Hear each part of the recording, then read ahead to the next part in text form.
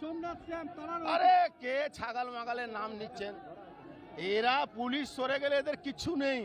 আমি বলছি আমার হয়ে কথা বলুন, পুলিশ সরে যাক, 5 মিনিট সরে দেখা, কে কত ধানে কত চাল আছে আমি বুঝিয়ে দিচ্ছি।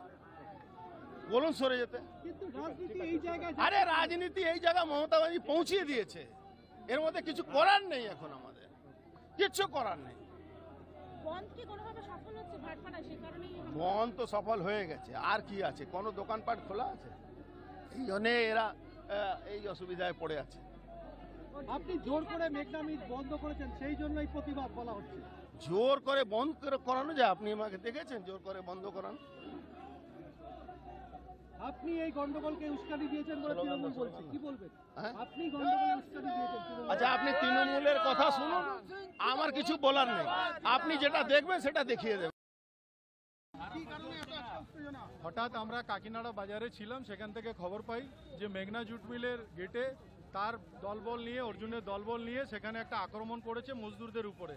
আমরা সবাই নিয়ে আসি এবং বলি কোনো জবরদস্তি কোনো বন্ধ করা যাবে না, শান্তিপূর্বকভাবে যদি কেউ না যায় তাহলে সে না যাবে। হঠাৎ দেখা গেল সেখানে উনি দলবল নিয়ে গেছে, তারপরে পুলিশ প্রশাসন যখন সরিয়ে সাধারণ করে তখন আমরা মিছিল নিয়ে আতপুরের দিকে এগোচ্ছি। হঠাৎ দেখা গেল অর্জুন ওদিক থেকে দলবল নিয়ে মিছিলের উপরে আক্রমণ করতে আসছে। পুলিশ না থাকলে মিছিলের উপরে আক্রমণ করে দিত।